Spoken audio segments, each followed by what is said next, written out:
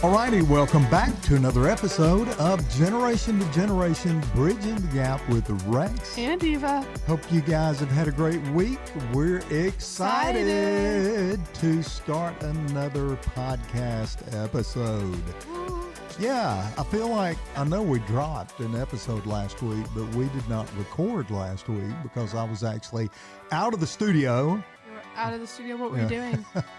I was actually with Army buddies in Colorado trout fishing. How fun. See, here's the thing. He's not retired yet, but all of his friends are starting to become retired, so he just hijacks all of their trips and goes with them. So it's like somebody spending their retirement going trout fishing. He's like, I'll come. He'll go out there for 10 days. Oh, wow. Hijack. That's interesting. Oh, that's the only word I could think of. Well, I was it's not hijack. You were invited. I was invited. But I mean it in a sense of like you're just piggybacking off all your friends' retirements until I am. You get there. I am. It's kind of cool because they're planning, all these trips. I didn't have to plan anything. You just had to pay the money and show up. All I did was have to pay the money and show up. And it was incredible because you got to realize, what does this have to do with today's podcast? Absolutely nothing. We just like to give you a little but update everything. We do like to give an update, and there's a lesson here. It was really a cool experience because the guys that I was with, there were 4 of us. 3 of them were West Pointers. I am not a West Point graduate, but a lot of my friends, especially my first unit, were West Pointers. So 3 of them actually went to school together. They were classmates. And then the commonality that I had is 3 of us served together in our 1st Army unit in the 25th Infantry Division in Hawaii. Huge shout out, Tropic Lightning Division. And so anyway, the point of that is we were 20 years old together. We all grew up together when we were literally just a few years older than you, Eva, and we've maintained 2 years in a week. No. I know, right? So we've maintained a close friendship all these years, and it was just cool to catch up. And I love to fish; they love to fish. So and Colorado, oh my gosh, what a beautiful state! Especially as you get into western Colorado, we fished 5 different rivers, and just the scenery itself was absolutely gorgeous. But here's the lesson: the last 3 days we had guides from a guide service, and they were Coloradans that basically do this. It's what they do for a living, and they were 36. Their age range was 36 to 42 years old, and they guide fishing tours in the summer. Then they become snow ski instructors in the winter, and they're just outdoor kind of guys. But as we finished the trip, I just gathered them up and I said, "Hey, let me tell you something. You probably just saw a group of older men having a great time, and we did. But I said, you just did something for us that you're not even aware of." And they're kind of looking at me like, "What are you talking about?" And I said, "You just provided a fantastic memory for the 4 of us older men. And here's the truth. You guys think about next season, the next event, they were heading off on a fishing trip of their own, and then they were getting ready to transition into being snow ski instructors for the winter. But I said, hey, at our age, the truth is, and this is not to be a bummer, it's just the reality. I said, hey, at our age, there may not be a next year. There may not be a next trip. And so you just provided us a memory that the 4 of us will cherish. And we hope there's going to be a next time, but we don't know that. And they were like, wow, we never thought about it that way. And it's kind of cool. And I said, hey, there's a Jewish tradition. The older men bless the younger men and pray over them. And we don't do that real well in America. But it'd be my privilege if the older men here could pray over you and bless you in this moment. And so it's a really cool way to end the trip. I didn't know that. Yeah. So you find out all kinds of things on our podcast. Yes. What happened? What happened? I have a lot of things. Let's talk about, let's see, college acceptance letter. You did. Congratulations. Yes. And then the premise of this episode comes off something I did while you were gone. I led my history class, my TGC, the Great Conversation, whatever you want to call it, in a discussion on the end of Robinson Crusoe by Daniel Defoe. I don't know his name. Defoe. We just called him Defoe. Don't ask me his name. But I led a discussion, and the premise is that it has to be at least a 40-minute discussion. And I was terrified. I was like, oh my gosh, because I don't do the best at comprehending like old literature like that. And so I struggled with it. I was like, oh, I'm going to do terrible. Like, wow, I'm going to be the first person to fail this. And I was like, I stressed about it so much. I had nightmares about it the night before I presented. And then I woke up in a start at like 5 a.m. and I was like, wait, was there a ghost in the story or something? Because that was like, my dreams were just kind of like rewriting the story. And it wasn't, but I led the discussion. And one of my questions, I asked 2 questions, and one of the questions carried the class for an hour and 10 minutes, which was like a big deal because nobody had done that yet. And so like all of my fear was for nothing because I had prepared well. I was up till 3 a.m. the night before preparing, but it was like scary. And so that was something I did, is I led my class for an hour and 20 minutes on Robinson Crusoe. Yeah. And so let me make a couple of comments about that. First of all, congratulations on a successful oral presentation. Second of all, congratulations on the way that you led into the class, because if I understand what happened correctly, you also shared with the class that, hey, I'm a little intimidated by this presentation and I have had some concerns about it and some fears about it. And I'm just going to do the best that I can. And give me some grace if I stumble. Yeah. And I was also so sick that day too. I'd be like mid-sentence and my voice would just completely like fall out because I was losing my voice. But I had emailed my teacher, shout out Dr. V. I had emailed him about 3 weeks prior. I was like, I'm terrified for this. Like, it's weighing on me. I'm having a hard time enjoying your class because all I can think about is, wow, look how great theirs is. I want mine to look like that, but I'm scared it won't. And I'm going to like fail the expectations set by the rest of the class. And so I was comparing myself to all of these other people because nobody ever like willingly volunteers to do something like this. We're all required to do it, except the people that are like love the books and subject, like the people that aren't just doing it because they have to. And so I was one of the first, if not the first, person who went that was not one of those original like 6 or 7 people that were like jumping out of their screens to do it. Like volunteering were in the document as soon as it opened to get the first spots.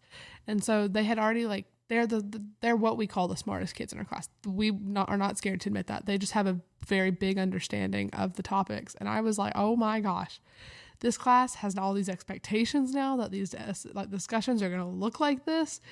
And I'm not going to meet them because I'm not as smart as they are. I'm not as well like read as they are, things like that. But at the end of it, it went really well. And one of the people that I think I was most intimidated by actually reached out to me and said, like, told me how proud he was of my discussion because he knew I was scared and how cool it was that like I had done so well on it and like that my question, like everything, and how he loved the questions. And it was like really like, I don't know, rewarding almost that somebody that I was intimidated by saw my hard work.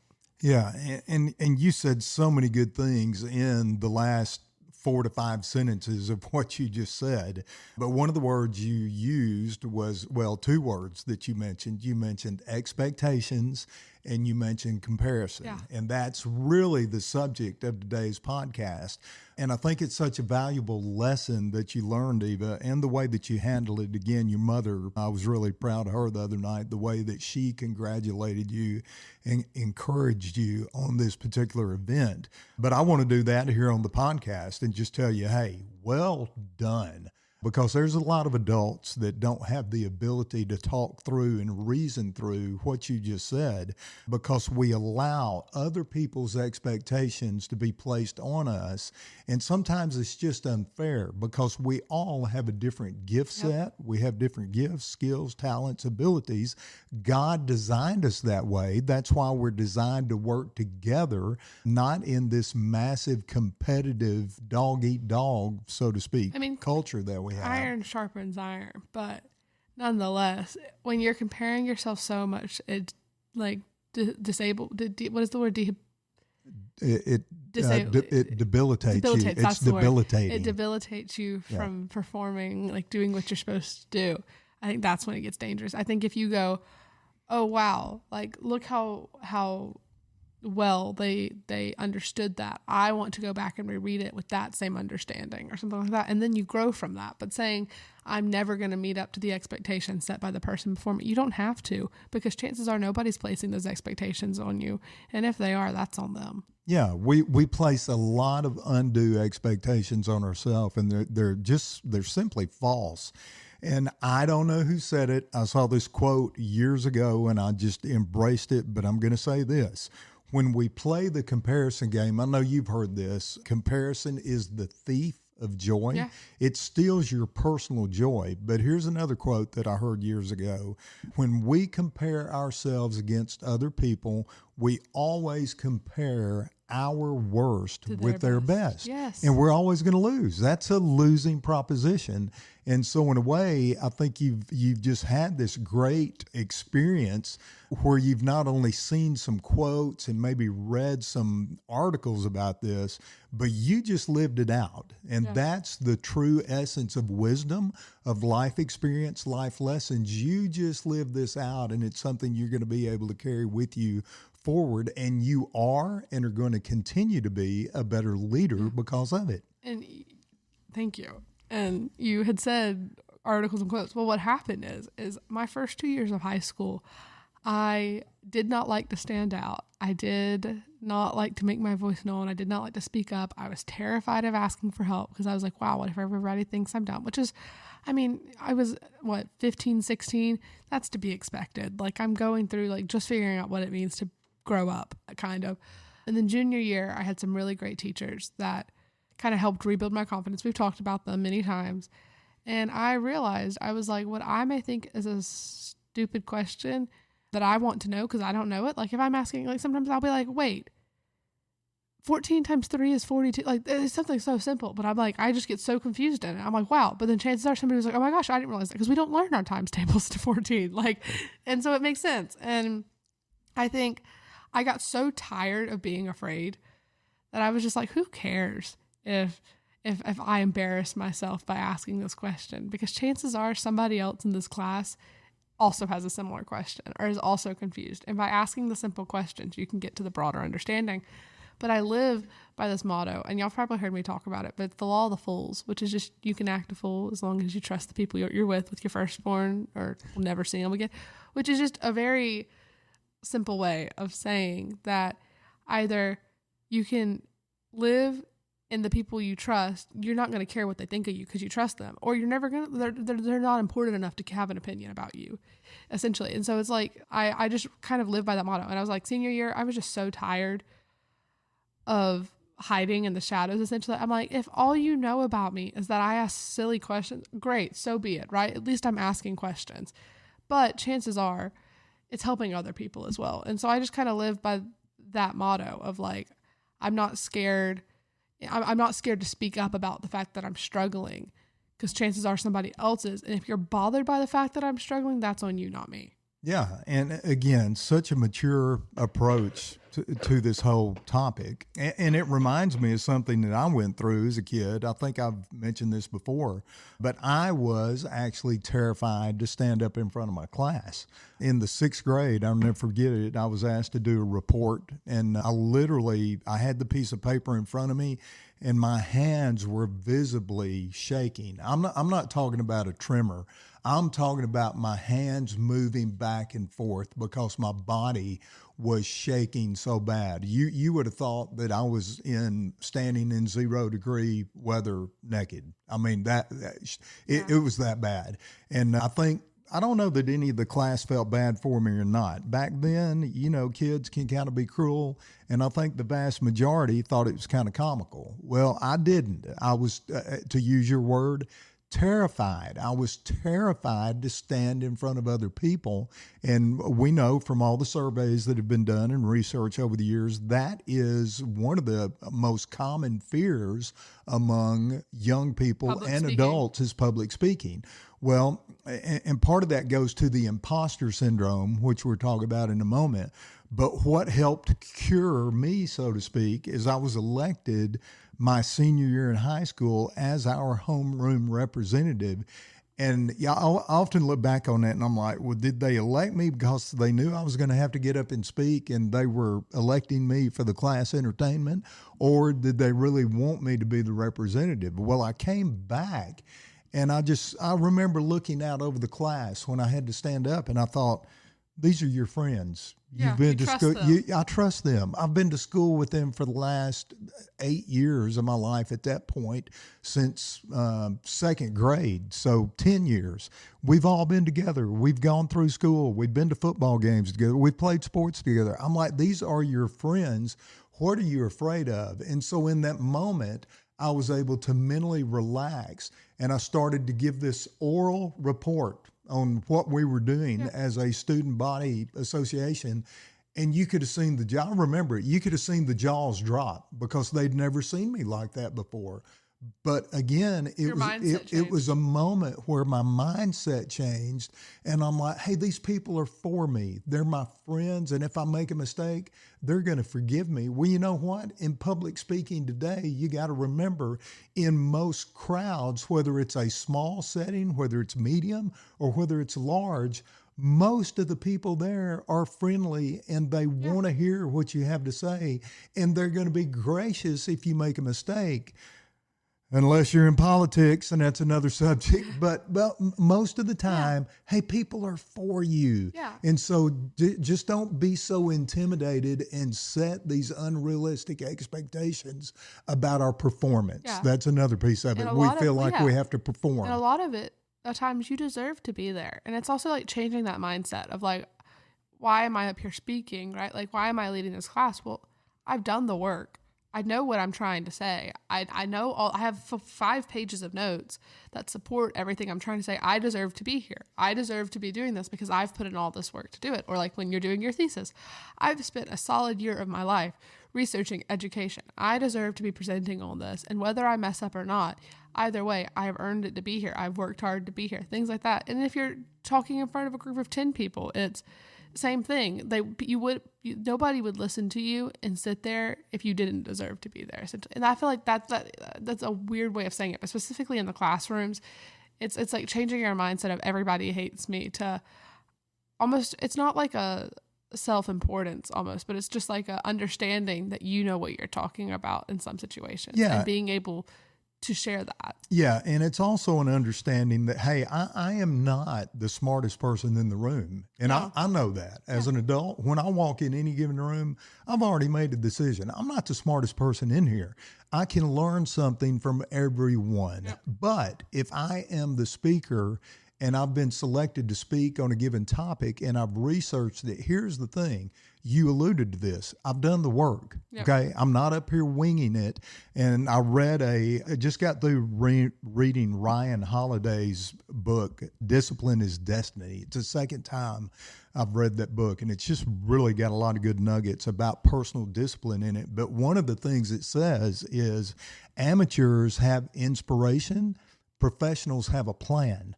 Well, inspiration is great. I like to be inspiring. We want to be inspiring on the podcast, but we have to have a plan when we come down here.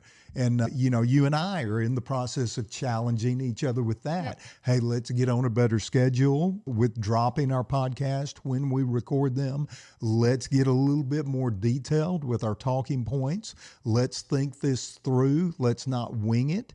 And all of that, again, is back to that quote. Hey, inspiration is great, but at the end of the day, you got to have a plan. Yep. And so when you're speaking and you're presenting, if you've done the work and you've put in the disciplined effort required to do the research, then you have something to say and you can take some of those expectations off. But I do want to hit on this even, and I'm going to let you comment further. The imposter syndrome, that's something that most people will bring up as something we have to overcome. I've read a couple of articles about it. I think it's a term that's pretty much in common use now. And let me caveat it. We're not clinical psychologists. We're not certified counselors. I don't know whether the imposter syndrome is something real or not, but it's this feeling that, hey, we're not good enough, we're not professional enough, we're not prepared enough, we're not smart enough, all of these things. But one of the things that I would just kind of recommend, instead of getting into the deep analysis of, hey, overcoming imposter syndrome. Remember, I'm from Arkansas, so I like to make it real simple. Yep. Why don't we just try to overcome our insecurities, whatever those are, Yeah. and wherever they come from? Does that make sense? Yeah, I think so. I think honestly, it takes a lot of just self-recognition to come over, like overcome your fears.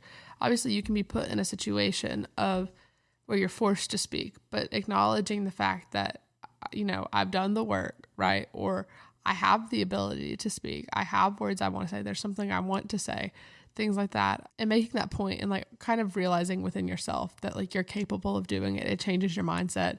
But when you start thinking that you're incapable of doing it, it bleeds out into all your insecurities. And so that's just, I don't know. It's just, essentially the whole point of this was I just got so tired of letting insecurity control my life and struggling in school because I was scared to ask questions, that I was just like, I'm done with that, and just started asking questions. And they can be as simple as can be, but by asking questions, people know you're interested and wanting to engage and want to learn, and chances are you're going to get better feedback from it.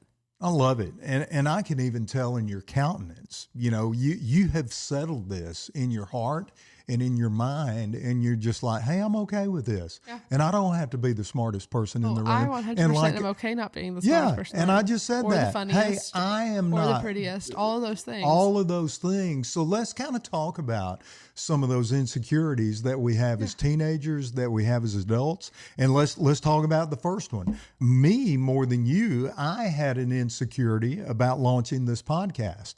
I thought, man, you got to be kidding me. I'm like that. We know people that have podcasts. They're professionals. They're done in the studio. They have an editing team. They have professional cameras, all of these things. And I'm like, we don't have that. We can't do this. And then a couple of friends of mine just kind of convinced me, hey, you need to get a coach, and it'll be worth it to connect with that coach and let him talk you through this.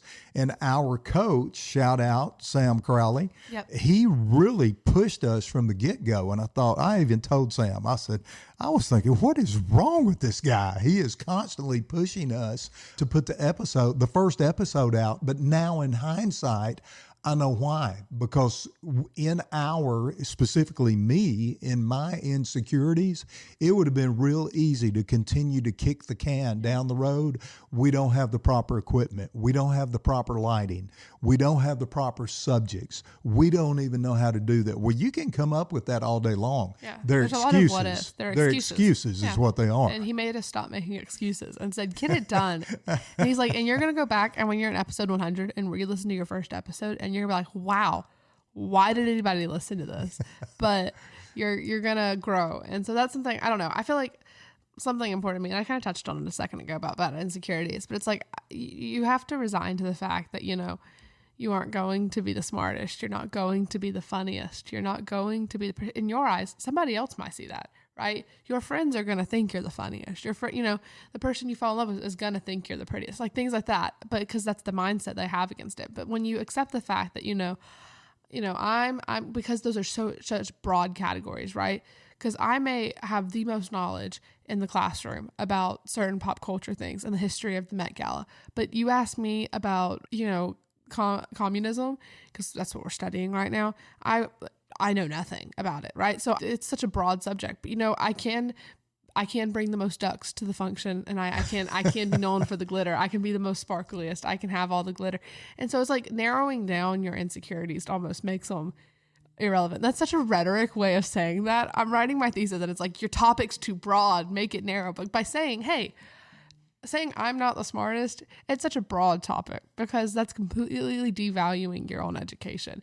But by saying I don't have the greatest understanding of Brothers Karamazov or of The Great Gatsby or something like that doesn't mean that I don't have my own smarts, because I probably have a greater understanding of King Louis XIV of France than most of my classmates do, because I love researching him, things like that. And so it's like by narrowing down what you're good at, your insecurities become less big and less like all consuming, because you've kind of resigned to the fact and just accepted that you can't be everything, but you can be the best at what you're interested in. Yeah. And again, that's just such a great point, such a balanced approach to it. And I think that when we know what our strengths are and what our expertise is, we value the expertise that other people bring to the table. For instance, one of the guys that was on the trip with me last week, we both know this about each other. And again, we've been friends for 40 years. On the political spectrum, I like to say I'm a centrist. I'm not far left. I'm not far right. I'm center, but I'm just a little right of the, if you want to draw a line, I'm a little bit right of that line. He's a little bit left of the line. We know where we disagree on policy issues. We know where we disagree on some religious topics, but I value his opinion. And when there's something that I don't understand, because I know he's writing speeches for the government, guess who I call? I call him and I say, hey, I'm struggling with this particular issue and I know I'm on this side of the line. You're probably on the other. Help me understand, what your position is on this and why. And he makes me better. Yeah. That's the point. When we understand the expertise that we have, we begin to value the expertise that we don't have that others do.